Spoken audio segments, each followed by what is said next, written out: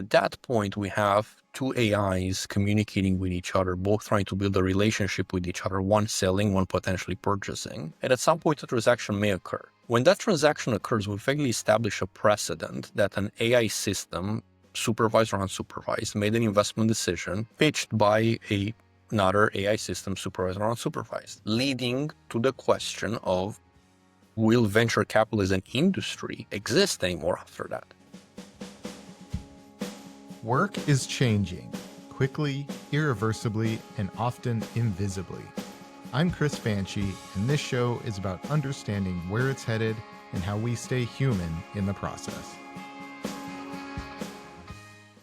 Hello and welcome to Human Work After AI, the show where we explore the future of work, technology, and what it means to stay human in the age of AI. We're speaking with founders, technologists, and thinkers who are navigating the shift toward an AI-powered economy. Today's guest is Vlad Cazacu, co-founder and CEO of Flowlie. Before Flowlie, Vlad spent years on the other side of the fundraising table as a senior venture capital investor. Now he's leveraging that insider knowledge to help thousands of founders streamline the capital raising process using AI-powered tools. He's also the author of When They Win, You Win, a book that highlights the more human-centered approach to entrepreneurship. Vlad, welcome to the show. Thanks for having me, Chris. Really excited to be here. So I love to start with my guest's origin story. What first got you into the world of startups, technology, and specifically venture capital as well?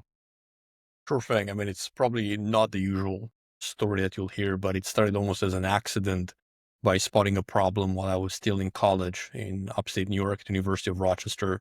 And there I started a company without really intending to start a company. I was just trying to solve this particular problem of inefficient textbook trading.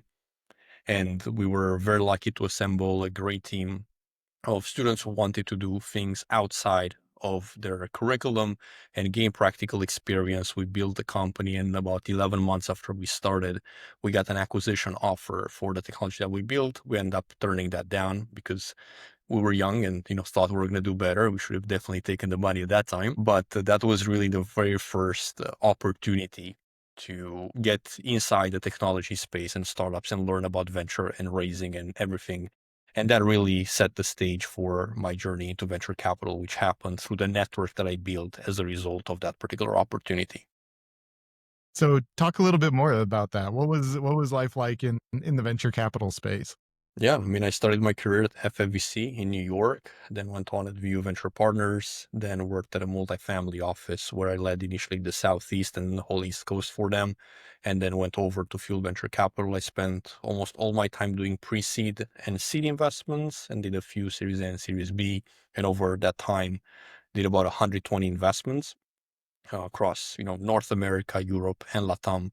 So it was very interesting to go in different firms. I think that's a very unique opportunity, and not a lot of people have, starting at a pure pre-seed fund in New York City, doing very early stage deals, in some cases pre-product, and really betting on the teams and doing due diligence on the market opportunity that those teams can actually tackle in the background of those founders, to doing later stage deal at Fuel Venture Capital here in Miami, focusing primarily on Series A and Series B, where my background, educational background, let's say, which is accounting and finance, actually came to use later on in my career, because I would argue early stage investing is much more about market analysis and founder research than the actual fundamentals of the business, whereas Series A and Series B, I did significantly more financial modeling than I've ever done in my whole career prior. So there's some glimpses of that journey. So what made you decide to step out of venture capital and back into the founder seat? I think there's two-part answer to that. On one end, I've always wanted to be back in the founder seat. I was getting the opportunity to work with so many founders at the earliest stages. I would say my value add as an investor was very much around product strategy and working with those founders to understand their pathway to PMF, and are they running customer discovery properly.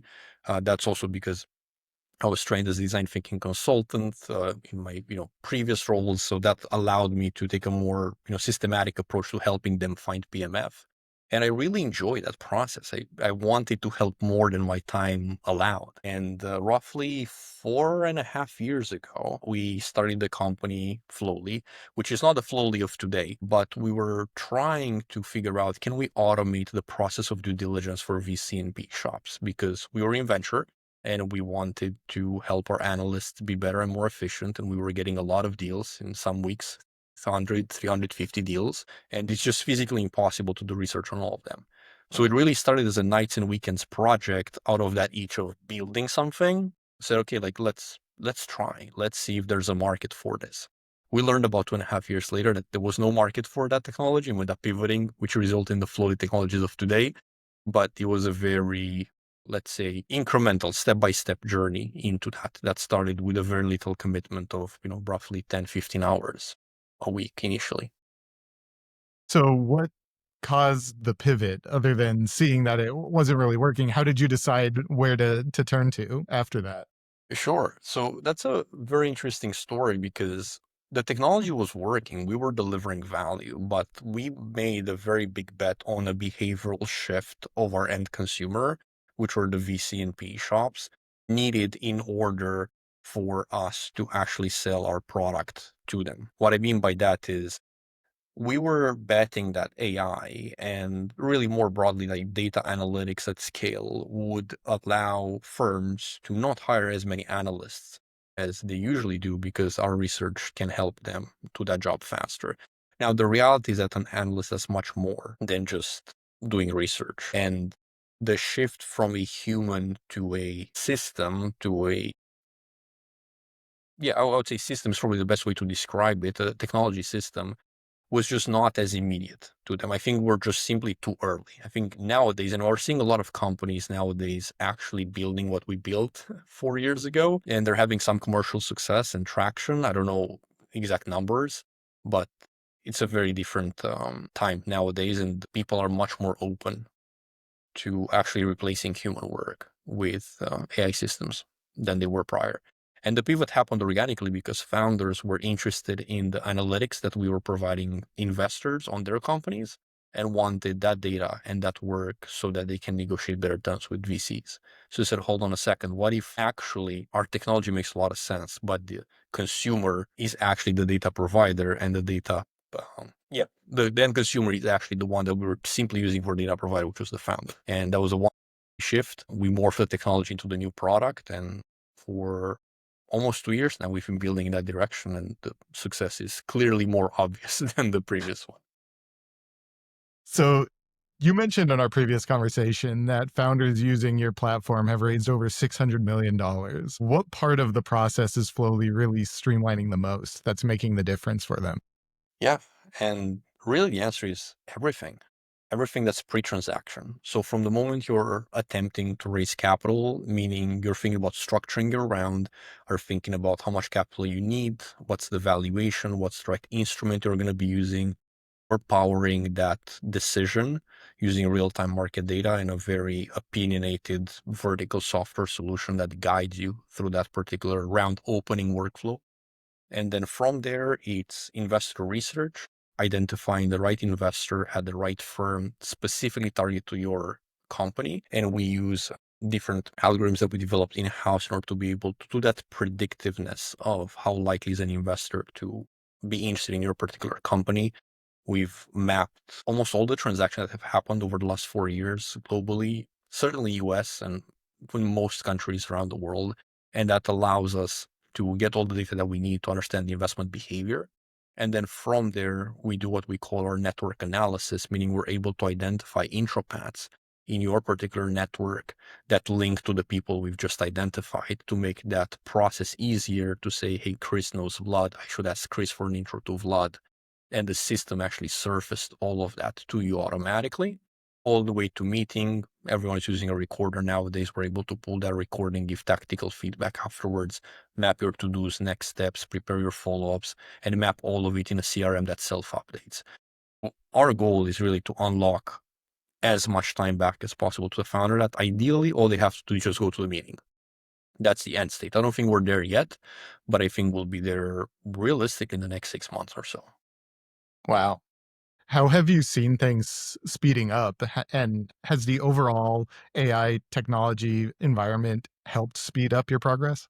100%. Yeah. I would say both internally in terms of leveraging AI to get up to speed with new dependencies, new APIs, new companies that we want to work with, getting up to speed with where the market is going and doing deeper market research. Market research on competitors, also a very great use case of Gemini Deep Research specifically. We use Claude to pair very often, meaning that we feed the requirements of the ticket back to Claude and we ask Claude to poke holes into it, understanding the context of our previous tickets. And it's been fantastic of opening up edge case discussions and allowing us to write really strong tickets. And we do use Cursor as well in our development. All developers are leveraging Cursor as well. And for all boilerplate code for writing unit tests, it's absolutely unbelievable. It just allows you to move so much faster than prior. As long as you have the right guidance and the right context, we've been moving significantly faster. Now, the bottleneck we have right now is actually PR review. We've been testing a lot of PR reviewer bots that have some been more helpful than others, but now the bottleneck shifted from code writing to code reviewing, which again, it's an interesting shift that has occurred in software engineering. And also from the ability of us shipping features that are powered by LLMs, fine-tuning LLMs for specific use cases. So it's both on internally allowing us to move faster, but also allowing us to build features and build experiences that otherwise would have simply not been possible to be done. Very interesting. So, in terms of the human aspect, how much input does the human, your team, have in the process now? Are you seeing that diminish as the AI takes over more and more of the actual thinking work and development work?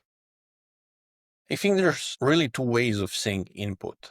It's on a per task basis or on a per day basis. I think on a per task basis, the input has definitely decreased. We're working inherently more with AI and our work is now focused more on providing the right context and building the right workflow automations to get certain repetitive tasks done. And everyone in our team, technical or non-technical, is writing some form of code, even if it's internal tooling, which again, it's something that would have not been able to happen like 2 years ago.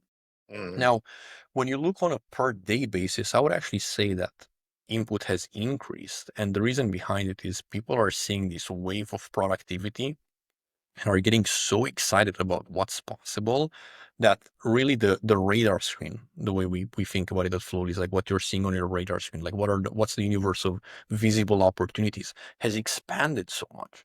So now if you get builders who are actually passionate about building, they're going to stay an hour late and put a little bit more effort because now there's just so much more that can be accomplished and the mind gets stimulated. So on a per task basis, very much reduced. On a per day basis, increased because of the enthusiasm. Otherwise, let's say the same for the average organization. It's just so much more output that comes from that input. Sure. Yeah, and those daily tasks, when they get done a lot faster, that opens up a lot more mental power, brain power, right? To be able to think about stuff beyond what you just need to get done on that day. For sure. And I would say it also really depends on the person, right? Like certain people will take that boost in productivity to say, I can just relax at, 10 a.m. because I've put my 2 hours and I finish my workday. And there are certain people who are so excited about this new wave of technologies and are so happy to be building in, 2025. It's the best year in humanity yet to be a builder. So those are the people who are, staying the nights and working the weekends in order to make the most out of it. And I think those are the people that are going to win in today's race just because things are moving so fast nowadays. It's very easy to fall behind. Yeah, and that's a perfect segue into our next topic. So you say this is the best time ever to be a builder. What does the fundraising environment look like? Are you seeing a flood of new startups? And are they all interested in fundraising, or do they feel like they can get by with less because of the AI? I would say fundraising has changed in three specific ways. Number one, yes, volume of startups. It's the cost of building has decreased, which allowed more people to build. Also, the population of the world, the adult population of the world has increased over the last 5 years, meaning more people are eligible for building. Teenagers are building startups more and more than ever before, which also reduced, let's say, the minimum age required to start a company, if there was such a thing. Yes, there's been, when you look at pre-seed specifically, and really only pre-seed, the volume of companies has increased dramatically who are applying for funding. When you look at everything sitting above, Series A, etc., the number has stayed pretty consistent. And the reason behind it is because there is an inherent graduation rate between pre-seed and seed that weeds out a lot of companies that end up going bankrupt in the first, year or two of operations. Now, the second part to it is it increased significantly the expectations of investors early on. Whereas pre-seed used to be very much a pre-product or some MVP in market that can look as crappy as possible, just delivers a little bit of value, maybe got a little few people interested, but it's a very clear direction of how this could scale and become a larger thing. We're now seeing investors expecting some early revenue on pre-seed because it's easier to get an MVP that people can pay you for. Now, it doesn't mean it's scalable, doesn't mean it's the thing you're going to end up building on top of. Maybe you'll have to scrap everything and rebuild in 6 months from now, as a lot of these prototypes are being developed with, Cursor, Windsurf, Lovable, etc. But there's an expectation for you to actually deliver something that works. And that something that works needs to have a pretty polished user experience, because it's easier than ever to build that polished user experience and get the person to give you $10, $20 for a consumer product, or get an LOI for a few $1,000s from an SMB or an enterprise. Now, may not be, in Fortune 500, but is someone actually interested in buying this? So the bar for pre-seed has increased dramatically. The bar for seed, we're seeing right now around 750K of ARR, which again used to be a Series A 3 years ago. And the Series A that we're seeing done right now are somewhere between 3 and 6 million of ARR. Again, because the barrier for capital has increased and people are expecting you to get that. Now, the third piece that I want to mention is that it also increased noise in venture capital. And there's two parts of increased noise. Increased noise on what's actual technical ability, in the sense that it's easier than ever to make something that looks amazing, but under the hood is utter trash. So you're just going to have a lot more people. I'm not going to call them scammers, but it's the equivalent of a scammer as a founder, lying to themselves first and foremost, because they think they can build it because an AI built it. And on the second side, it increased noise on what true revenue is, because you're seeing some of these consumer AI companies that are scaling from 0 to 6 million in 12 months. And you think that that is now the expectation, when it's not. And some of that revenue could evaporate the next day when another competitor just launched something very similar and hires another half dozen of, teenager TikToks to promote this. It's not honest revenue. It's not real revenue until you actually have a few months of cohort analysis and retention built in to actually understand, are those people sticking around or such. But that initial hype is easier than ever to fake on both the technologies, whereas on the traction side. So I think VCs are having a much harder time weeding out real companies and real founders from the rest. Yeah, that makes sense. What does a VC or investor look for in terms of a moat these days? Because it seems like the technology just can't be a moat anymore. It's too easy to replicate. It could be happen too quickly. So what sets apart a good prospect company versus someone that'll be copied and replaced in 3 months?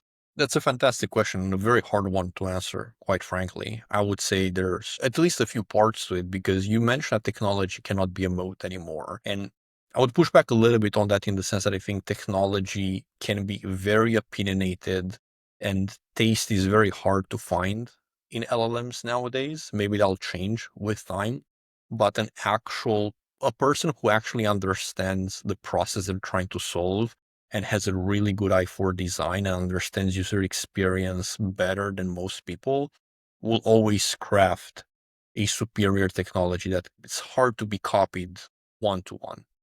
Now, you may copy every screen and everything, but you won't understand exactly why they made those decisions. And it's not a compounding moat. It's just the reason why people are paying a lot of money for good talent, right? It's the people behind it that have always, been an inherent moat. Do you have really high talent?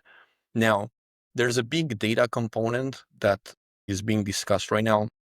I think there's different ways to look at it, but vertical software with really good schemas and really great ways to acquire customer and user data that can then be mined for larger purposes is going to be at an advantage compared to horizontal plays that don't actually store anything of value, anything meaningful. And then let's say the unexpected third answer to it is go-to-market and distribution. And it's really making a comeback. I think marketers and go-to-market people are seeing a revived interest in the roles, both on terms of the salary that are being paid, the equity that are being given, and people who actually understand how to hack growth, how to reach distribution channels that they can lock in before others, people who can create viral content, understand TikTok and Instagram and YouTube and Facebook, people who are really great at running ads and driving traffic and creating highly converting web pages, that can become a moat, because the moment you create a brand, which is you can happen earlier in the journey than ever before, people are just going to naturally remember you than your competitor. People are rushing to do that. Yeah, no, it's really interesting point there. So, as someone who's advised so many different companies and now runs your own, what have you learned about what actually works in terms of startup execution? That is a it's a beautiful question. What works? I can give you plenty of examples of what doesn't work. That's for sure. Now, trying to figure out exactly what works, and I think we're still a few years away from being able to generate that wisdom. But I'll say this: every single successful founder that I've met, and I've had the pleasure to meet a very decent number of those, was very low ego on their decision-making process and had an incredible emotional resistance to failure, because failure is inevitable in starting a startup, in fundraising process as well, but also in just the creation and incorporation of a company. You're going to make bad decisions. You're going to place the wrong bets. You're going to be building at times wrong technology, or spend money on the wrong ads, or the wrong go-to-market strategies. And people who are able to bounce back from those after receiving those notes, after seeing that some things have failed and come back, are really the ones who just have enough shots on the goal to be able to get the scoring goal. So this is why when I started the answer to this, I said, like, I don't know if I can tell you how scoring the goal will work like, because it looks so different for every single startup. But I can say for sure that the founders who are designing themselves and designing organizations that are optimized to maximize the number of shots on goal they have are going to be the ones who succeed, just because they're going to fail faster. They're going to fail forward into those learnings. Their speed to insight is going to be much greater than everybody else. And as a result of that, they'll find the winning solution faster. Now, there's always luck, and some people just stumble into the right go-to-market, the right product, the right timing, the right ICP, the right technology, whatever that is. Now, I'll say the double-edged sword of being lucky early on is that you may misinterpret that luck as ability to make right decisions. And I've also seen founders who got lucky early and said, I'm the smartest, I'm the best, look how well this works. This was entirely my decision, without realizing that it was a 1 in 10 chance of them getting it right. They just happened to get it right. And the second and third and fourth time they're being put to make a similar decision, they don't have a framework to make that decision. And I've seen young founders fall into that trap more often than older founders, because, with age, you get a little bit more wisdom about how smart you really are versus what just happens to be just market forces working to your advantage. So I'm not sure if this fully answers your question, but those are some thoughts that I have around optimizing for success. I think that's the best answer you really can give, because yeah, like you said, it really it does change depending on the company, and it frankly it changes depending on the market environment and what's going on in the ecosystem. Have you ever seen instances where the luck has ended up costing a company that you were sure was going to succeed, and that a founder left the startup world because of bad luck and not because of anything they did on the decision making side? I've definitely had a few cases where things just constantly got wrong without the founder making the wrong decision. And it just felt like every single time they were going in the right direction, just more hurdles, let's say, were being put in front of them. Now, with that said, they're also some of the most resilient founders that I know. They're still in business, they're still going. Now, it is an investment that we internally written off. And I think maybe we're going to get our money back, if that, on some form of exit. And we had to also be diluted significantly because some capital needed to be raised to continue making, those bets. But in that particular scenario, we're talking about 6 years of just building, failing, and getting back and pursuing a very clear mission. In this particular, there's also a more, I wouldn't call it social impact, but there's a larger good for humanity mission to the business as well, which keeps people motivated, through tough times. But I would give an opposite example where early signs, everything was going really great because they timed the market perfectly and end up thinking that they're really great decision makers. And the company effectively shut down over the course of 3.5 years. And again, the revenue evaporated when the product leadership, for their first direction were right, but then all other product directions were wrong. When the marketing channels initially were right, but then at some point, the well dried up and they were not able to dig new wells. Technology was always there. I'll give them credit for that. Technology was always there. They were able to ship consistently great software, but I think shipping great software is one part of the trifecta of great product thinking and then great marketing, and all three need to work in unison in order to work out. And I'll say, it's almost impossible to get lucky on the technology. Like, you were just a good engineer or not, but you can get lucky on product direction, or you can get lucky on marketing. And unless you build that muscle on either of those, you may just continue to make really bad decisions. So, where do you think founders waste the most time when they're raising capital?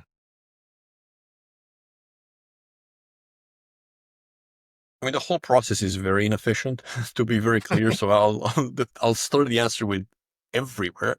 But there's a lot of back office work that founders just have to do. Around Series A or B, they may have an executive assistant who helps them with that, or potentially a fractional CFO or even a CFO at firm. But even just looking at investor research, the amount of research you have to actually find a decent enough pool of investors that are interested in backing you, and then from there finding the right intro paths for your network to get to those individuals, and then the number of emails and texts you have to send and respond to and be very thoughtful, and in many ways architect a specific momentum around that, time things right. When you're also trying to run a company, there's a lot of fine-tuning of messaging and personalization, and again, master planning the whole race that needs to happen, that a lot of founders simply don't do, or if they do, they end up doing poorly, and as a result do it for a very long extended period of time. From a tactical standpoint, there's one thing that we keep on hammering to all our customers and viewers, if they follow us on social media, etc., where we talk about calendar density. In order to get a raise done, you have to have calendar density. You have to have a lot of meetings with a lot of people in a very short period of time. That's the only way to actually generate predictable momentum in a raise. So when founders are simply dragging their feet, getting a few intros at a time, constantly replenishing lost leads in the investor research, 10 more, 15 more, 10 more, that just drags the process for so long. And when you sum up the time spent on that raise over 6 months, what could have happened over the course of 1 month if the prep work was being done properly, is just, in my opinion, a complete waste of time. But unfortunately, people try to save time by doing less and end up doing more as a result of it, which is why it's so taxing on the founder to decide that they're going to raise and effectively disappear from the company for the next 6 weeks. And some founders can't. Solo founders for sure can't, unless they have some really good. I guess if you have a really good partner, you might as well be a co-founder, right? So Yeah, right. You've been on both sides of the table. What do early stage CEOs or founders misunderstand about how VCs think? I think a lot of people are underestimating the return profile required for a VC firm to make money on your particular investment. I've seen a lot of pushback on this idea of needing to become a unicorn and need to become a billion-dollar company. That comes out of ignorance of how venture math really works. Because if you were to understand the fact that when you look at the risk profile of venture capital, and when you try to create a risk-adjusted return on those deals, when 10% of those deals may make you above 1x, maybe 20-ish percent, maybe 30 are going to give you the money back, and then 60 to 70% are going to go to zero, you're going to have to make up for all those investments. And it's not your job as the founder to think about it, right? Like, I feel every founder could come to that conversation, like, what's my problem if you made bad decisions in the other places? But I think that's just ego, not realizing that they themselves could be a bad decision. And that is equally as likely for them to go bankrupt as the other people in the portfolio to go bankrupt. Sure, adjusted by certain metrics and, the back of the founder, whatever, they want to say to make them sleep better at night. But at the end of the day, building a company is very difficult and inherently risky. Investors need to make somewhere between 75 to 125x on an investment in order to be able to return the fund consistently. So everyone's aiming for those very high returners. And I think a lot of founders bring really great business ideas, but are downplaying the larger business they need to build and are having very immature conversations with investors when people are pushing back of, I don't think this is a large enough market. And it's true, right? Like, there's some markets that are just not worth building in. And experienced founders understand that. And there's this common wisdom that you're better off to pick the right market than to pick the right product. And I think that holds true almost always, because a large enough market will allow you to fail more often and still make some money to survive, just because there's enough cash flowing through that, which in some ways reduces the opportunity landscape, let's say, the reduction of opportunities. But at the same time, there's so many ways you can reinvent an industry, and there's so many different sub verticals of particular industries that can be automated and improved. Like, I don't think we're restrained by the number of possible business ideas, but we are restrained by the number of possible markets to play in. Do you think we're going to see more companies built around smaller and smaller niches because of the ability for AI to produce those solutions that are really tailored to a small niche, and then just choosing not to go the investment route? I'm just not sure if that would be any different than not doing the investment route right now and still pursuing those niches. I think there's a lot of what we would have said mom and pop shop, but now we would call, lifestyle businesses. And people pursue those business ideas, generate cash, and build, in some cases, multi-million-dollar businesses. And that's fantastic. Now, the profile of the people who are building that type of business has changed as a result of the decrease in the cost of starting. So I think I would agree with you in the sense that because it's easier and cheaper to get started, maybe more people will attempt it. But I don't know if that will necessarily change the number of successful non-venture backed ideas that are happening in all these niches, because I see that as just a really completely different idea space than the idea space of venture backable businesses. And I think we may see more younger people interested in automating more boring businesses because they can take an AI first approach to those. But what I would say is the more specific the niche, the deeper expertise needs to be in order to generate alpha in that particular market. And now again, we go back to, okay, who holds the deeper expertise? Probably people in their mid-30s, mid-40s, etc., who are probably like let's say the last wave of people who may want to start an AI company now, because you just don't see that many, people in their 50s starting AI companies. So it's an interesting, we'll have to see how it plays out. I'm actually curious to see that. Yeah, definitely. What aspects of the fundraising process do you think need to remain human as you're building your solution versus what do you feel like should be automated? What needs to stay human? I've pondered on that a lot, because the current answer to it is meetings. And we talk about it a lot. When we decided not to build a marketplace and not to build a broker, not to, disintermediate in, any way this particular process, let's say, for the lack of a better word, we always talked about the fact that people build relationships and people have a reputation they carry around. And that reputation gives them access to certain rooms. And the more they build a reputation, their personal relationships, the more compounding value they'll get throughout their career.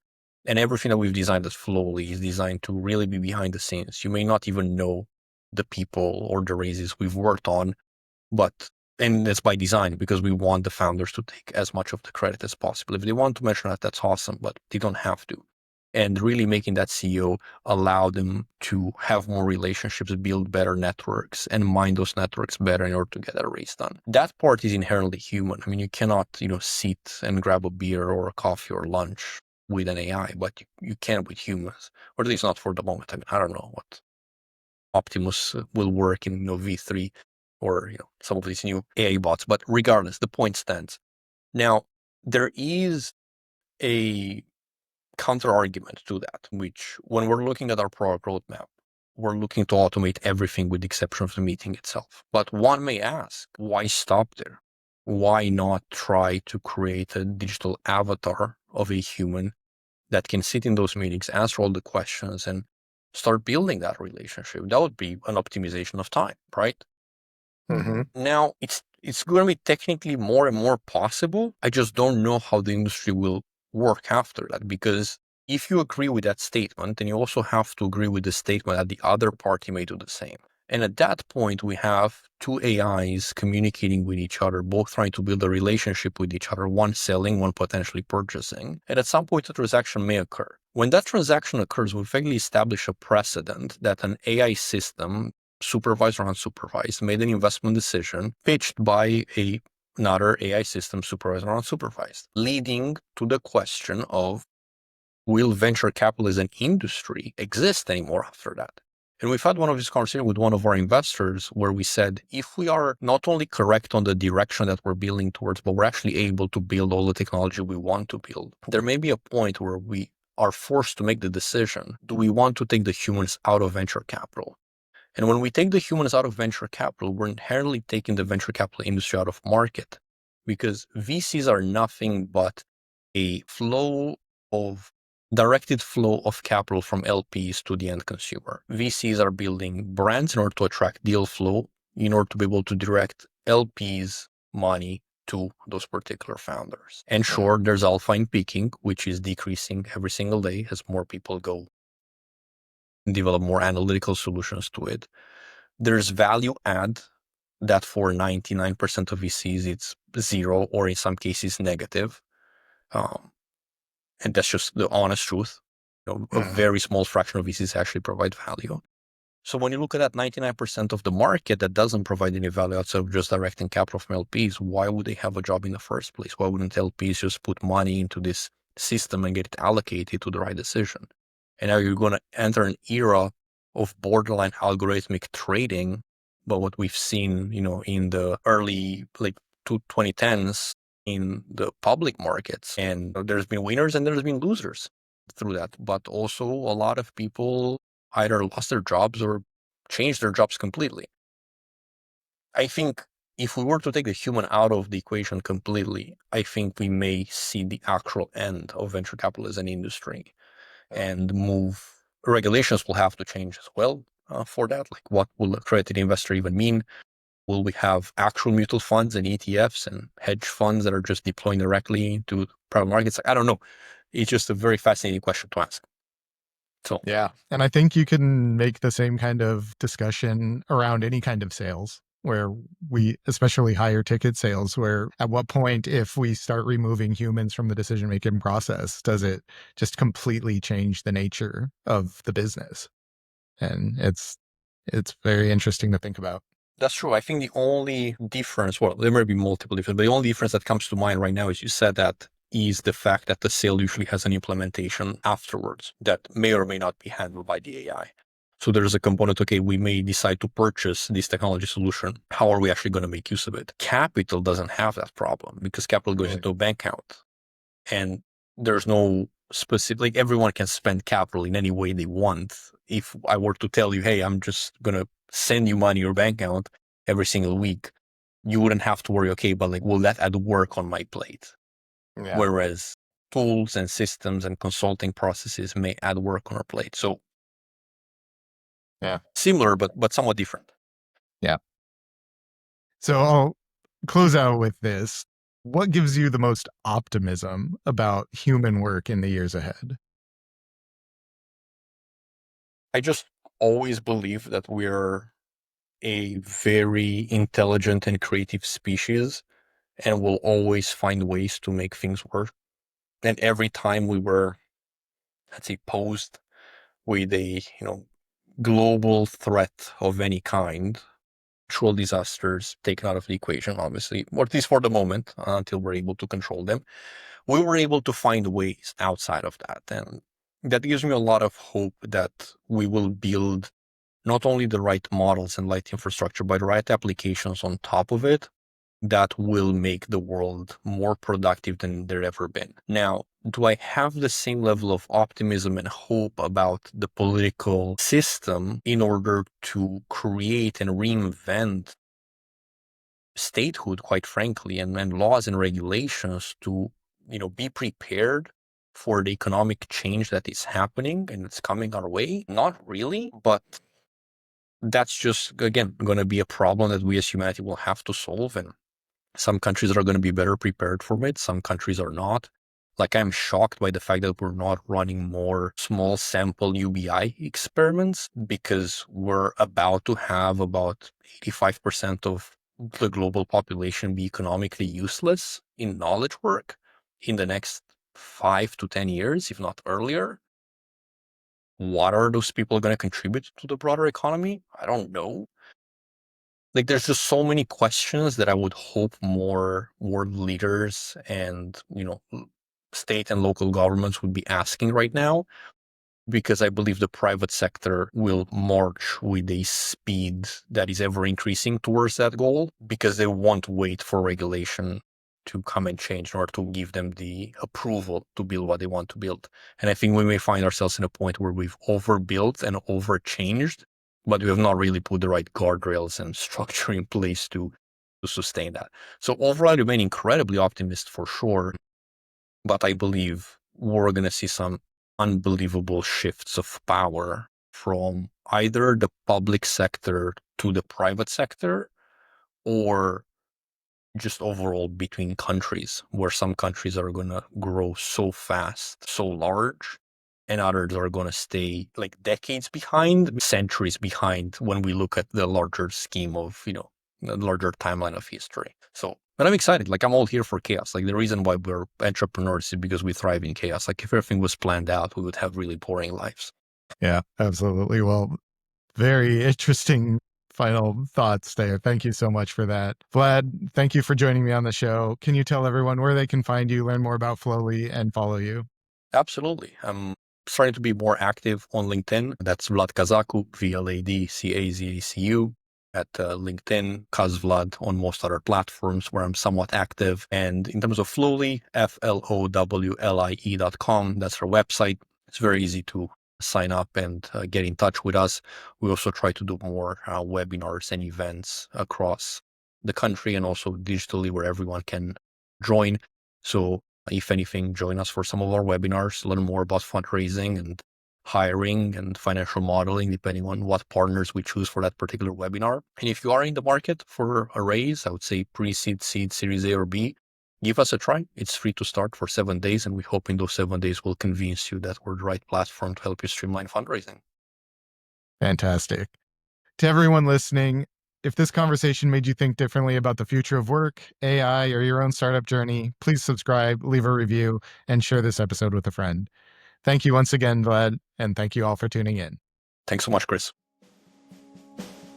Thank you for listening to this episode of Human Work After AI.